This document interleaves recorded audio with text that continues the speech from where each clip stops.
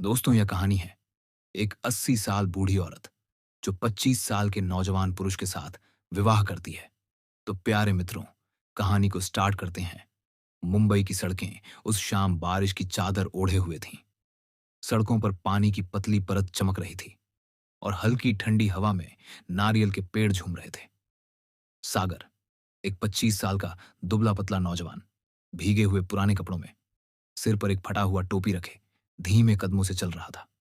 उसकी आंखों में एक अजीब सी चमक थी, संघर्ष की, सपनों की और एक ऐसी उम्मीद की जो गरीबी की मार के बावजूद नहीं मरी थी। सागर एक छोटे से गांव से मुंबई आया था, जहां उसका परिवार खेतों में मजदूरी करता था।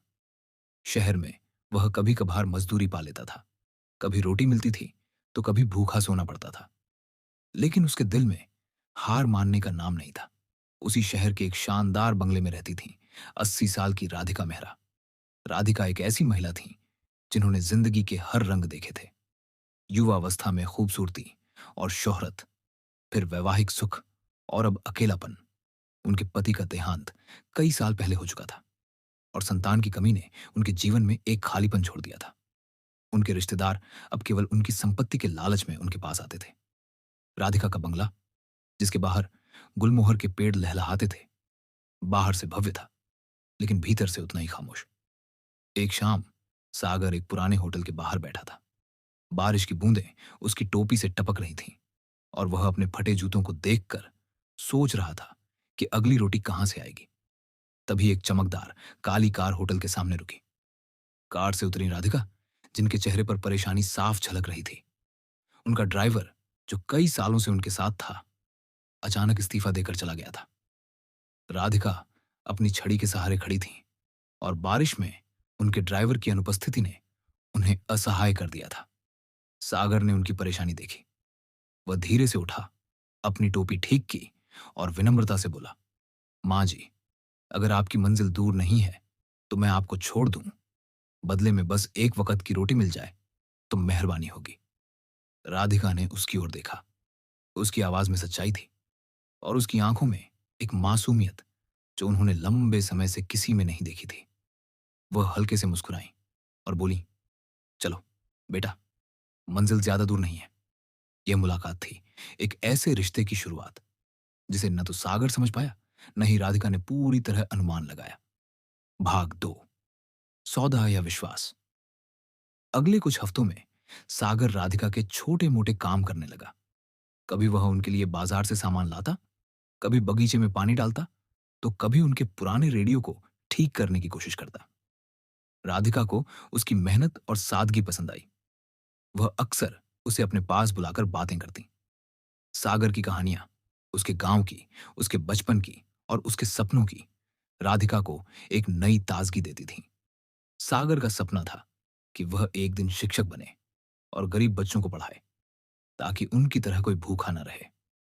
राधिका ने देखा कि सागर में एक ऐसी सच्चाई थी जो आजकल के लोगों में कम ही दिखती थी। वह कभी उनकी संपत्ति या उनके बंगले की भव्यता पर ध्यान नहीं देता था। एक बार जब राधिका ने उसे अपने पुराने सोने के लॉकेट की कहानी सुनाई, तो सागर ने बस इतना कहा, माँ जी, ये लॉकेट नहीं, आपकी कहानियां कीमती हैं। एक बरसाती शाम, जब बिजली की गड़गड़ाहट बाहर गूंज रही थी, राधिका ने सागर को अपने पास बुलाया। वह अपने पुराने मखमली सोफे पर बैठी थी और उनके हाथ में एक पुरानी तस्वीर थी, उनके पति की। उन्होंने गहरी सांस ली और बोली, सागर, मेरे पास सब कुछ है, धन दौलत बंगला, लेकिन कोई ऐसा नहीं जो मेरा हो। मेरे जाने के बाद ये सब लुटेरों के हाथ लगेगा। क्या तुम मुझसे शादी करोगे? सागर के मुंह से शब्द नहीं निकले। वह हक्का बक्का रह गया। उसने अपनी टोपी उतारी, उसे हाथ में घुमाया और बोला, माँ जी, आप आप मेरी दादी की उम्र की हैं। ये ये कैसे हो सकता है? राधिका ने उनकी आंखों में देखा और शांत स्वर में कहा, जानती हूं बेटा, ये शादी समाज के लिए नहीं, मेरे दिल के लिए है। मैं चाहती हूं कि मेरी विरासत किसी ऐसे इंसान के पास जाए जो इसका सम्मान करे। और तुम में वह सच्चाई है। सागर रात भर सो नहीं सका। वह बारिश की आवाज सुनता रहा और सोचता रहा, क्या यह सही है? क्या लोग इसे गलत समझेंगे? लेकिन फिर उसने राधिका की आंखों में देखी उस विश्वास को याद किया। अगली सुबह उसने हाँ कह दी। कुछ ने इसे सौदा कहा, कुछ ने समझौता, लेकिन सागर और राधिका के लिए यह एक अनकहा बंधन था जो समाज की समझ से परे था। भाग 3। एक नया रिश्ता। शादी के बाद सागर राधिका के बंगले में रहने लगा। उसने कभी राधिका की संपत्ति पर नजर नहीं डाली। वह हर सुबह उनके लिए चाय बनाता, उनके पुराने रिकॉर्ड्स चलाता और उनके साथ बैठकर किताबें पढ़ता। राधिका को सागर की संगति में एक नई जिंदगी मिलने लगी थी। वह अक्सर हंसती, अपने युवावस्था के किस्से सुनाती और सागर को अपने पति की यादें ताजा करने का मौका मिलता। सागर भी बदल रहा था। राधिका की कहानियों ने उसे और संवेदनशील बनाया। वह अब केवल अपने सपनों तक सीमित नहीं था। वह राधिका की खुशी को भी अपनी जिम्मेदारी मानने लगा था। एक बार जब राधिका बीमार पड़ी, सागर ने रात भर उनके पास बैठकर उनकी देखभाल की। उस रात राधिका ने उसका हाथ थामकर कहा, सागर, तुमने मुझे बेटे जैसा प्यार दिया। लेकिन बाहर की दुनिया इतनी उदार नहीं थी। राधिका के रिश्तेदारों ने अफवाहें फैलानी शुरू कर दी। वह लड़का तो संपत्ति के लिए शादी कर बैठा है, वे कहते। कुछ ने सागर को ठग तक कह डाला। सागर ने कभी इन बातों का जवाब नहीं दिया। वह बस राधिका के साथ समय बिताता और अपने काम में डूबा रहता। एक रात राधिका ने सागर को अपने पास बुलाया। उनके हाथ में एक कागज था, उनकी वसीयत। उन्होंने गंभीर स्वर में कहा, सागर, मैंने सब कुछ तुम्हारे नाम कर दिया है, लेकिन एक शर्त है।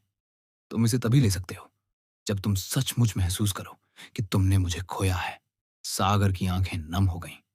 उसने कुछ नहीं कहा, बस सिर झुका लिया। भाग 4। आखिरी सांसें में बीतता गया। राधिका की तबीयत धीरे धीरे बिगड़ने लगी।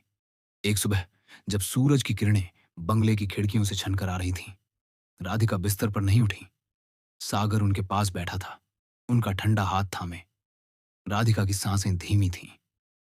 उन्होंने आखिरी बार सागर की ओर देखा, हल्के से मुस्कुराई और धीरे धीरे उनकी आंखें बंद हो गईं।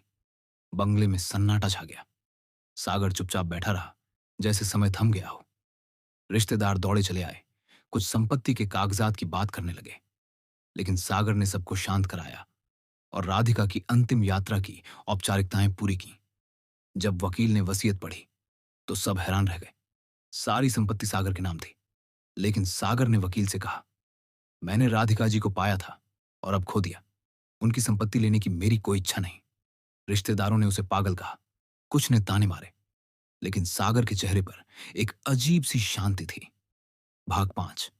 राधिका की विरासत। सागर आज भी उसी बंगले में रहता है, लेकिन वह अब पहले जैसा नहीं है। उसने राधिका की याद में एक स्कूल खोला, राधिका विद्या मंदिर। यह स्कूल गरीब बच्चों के लिए मुफ्त शिक्षा का केंद्र बन गया। सागर खुद बच्चों को पढ़ाता है, उन्हें अपने गांव की कहानियां सुनाता है और राधिका की यादों को जीवित रखता है। लोग आज भी उससे पूछते हैं, सागर, तुमने उस अमीर औरत से शादी क्यों की थी? वह बस मुस्कुराता है और कहता है, कुछ रिश्ते सौदों से नहीं, दिल की समझ से बनते हैं।